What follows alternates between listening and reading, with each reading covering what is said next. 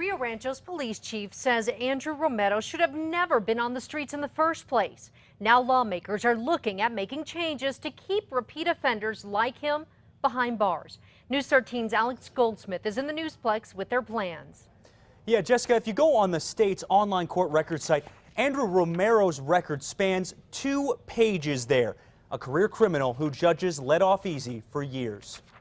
I think the public has grown tired of seeing time and time again where people are out on the streets it shouldn't be. When Andrew Romero took his perp walk yesterday, it wasn't his first time.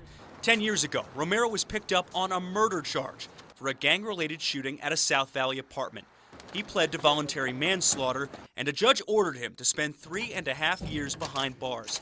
If that sounds light, keep in mind the most he could have gotten for that charge under state law is just 6 years in prison. Our laws are just too lax. That's Farmington Rep. Rod Montoya. This year, Montoya introduced a bill that would have doubled the maximum penalty for certain felonies where people are killed. To have laws that don't reflect how important life is just a travesty. Romero didn't stop with manslaughter. In 2010, while shoplifting from a Walmart, he got tied up in a struggle with an employee there, who later died from a heart attack. This January, he was sitting in jail on pending armed robbery, aggravated assault, drug, car theft, and felon with a gun charges when a judge decided to let Romero free after serving only a little more than a year.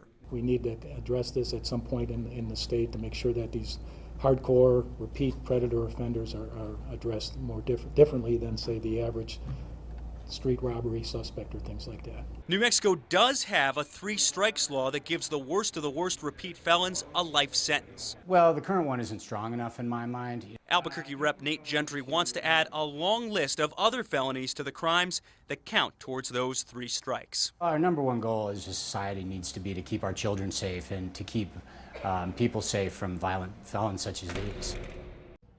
Montoya's proposed law that would significantly up penalties for certain violent felonies ended up passing the House unanimously but died in the Senate. Back to you. All right, thank you, Alex. A correction to a story we brought you last night.